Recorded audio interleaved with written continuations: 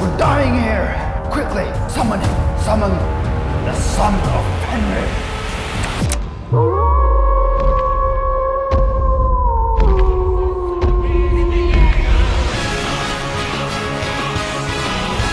What the fuck?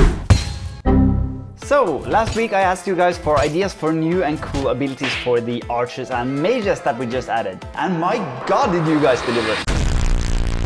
Honestly, you guys are freaking amazing. And even though this is a game about building and upgrading a clan, we're currently working on making the raid part of the game a bit more interesting. So let's start implementing your ideas. And now I only have 6 days to implement as many abilities as possible if I'm gonna be able to show them off in next week's devlog. Go!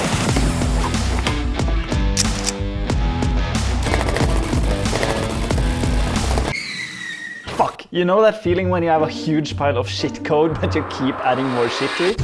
Yeah. Wanna know what happens if you get the brilliant idea of adding like 20 new and more advanced abilities to it? Well, nothing, because that clearly doesn't fit in there. Piece of shit. Apparently, the way I had coded my abilities previously made it impossible to add more advanced things. No. We need a completely new and better way to do things. And that means it's refactoring time.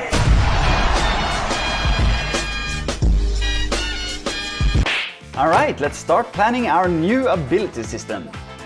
Alright, this was actually a bit more complicated than I had hoped for, but it still might work if we just connect these two. Jesus Christ, this makes absolutely no sense. God damn.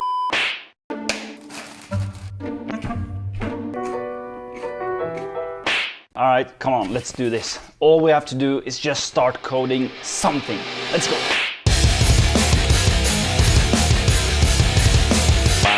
Eternity. It looks like this devlog is gonna be a bit late. Okay, so I actually changed the entire ability system. And I'm gonna explain how the new one works in 10 seconds.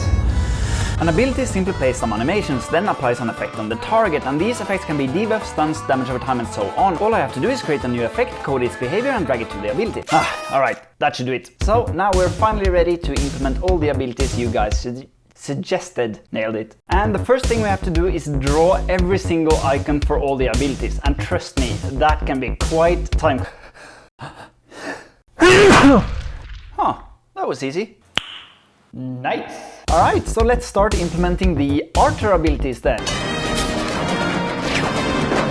The thing I want to implement is probably also the most complicated to do, and all the archers need the ability to summon the most vicious beast to fight along this side. So now you can finally summon the son of Henry. Wait, we already did this. Alright, yep, it's pug time. But Jesus Christ, drawing a pug was freaking hard, dude. It took me so many tries. I mean, what the fuck is that? And the animations as well. So here's my first try on a run animation. Jesus Christ. I actually had to look up how a dog actually runs, and after some tweaking and a total of 6 hours trying to draw this thing, it ended up something like this. Close enough. Anyways, now we have a companion that helps us during combat.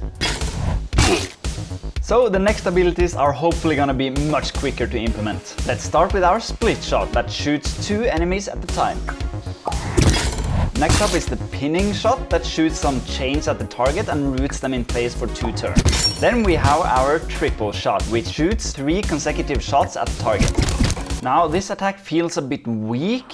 Wonder what happens if we... Yeah, let's not do that. Now, what's this? Like the video and subscribe. Next up, it's the fire shot, which shoots a fire arrow and applies a fire effect on the target. And also the barbed shot that shoots a sharpened arrow and applies a bleed, and the poison shot which applies a poison effect on the target. And last but not least of all the archer abilities is the arrow barrage that rains down multiple arrows, dealing damage to the entire enemy team. So that's it for the archer abilities, and next up is the mage abilities.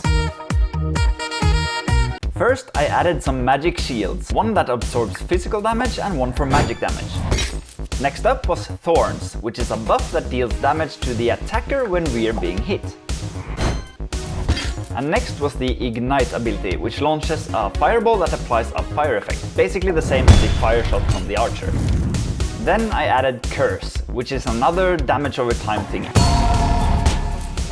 Seriously, one of the most time-consuming parts of adding these new abilities is trying to find and create some sound effects that might actually fit. You always have this idea in your head of what you want it to sound like, but then you have to spend like half an hour looking through shit like this before you end up mixing like 20 different sound effects together to make something that sounds somewhat close to what you wanted. Anyways, next was the freeze ability, which launches an ice bolt that freezes the enemy and roots them in place for 2 turns. And then we have the lightning bolt, which calls the power of Thor to cast down a bolt of lightning on the target, with a chance to stun the enemy. Then it was the healing spell, and here we have an instant heal, a team heal, and a heal over time. But once I implemented them, I realized, oh shit, this might actually break the entire game loop. Because the idea is that you go on raids, but between the raids you need to create food to regain health before you go on more raids. But now nothing stops you from just jumping into a super easy raid with some healing spells and just spamming your Vikings back up to full HP. So I had to add this stupid rule that Vikings will never return from a raid with more HP than they started with. It doesn't exactly make sense, but it keeps the game from being broken. And then it's the very last ability that we need to add today, which is the meteor shower, that sends down a shower of meteors on the entire enemy team. Now, there's still a lot of amazing ideas you guys came up with, and I will absolutely keep adding more of them later. And also, let me know if you have any other ideas or thoughts on the ones we've already added here. And if you want to see more of the game, watch this next. Thanks for watching and have a wonderful day. Like the video, subscribe.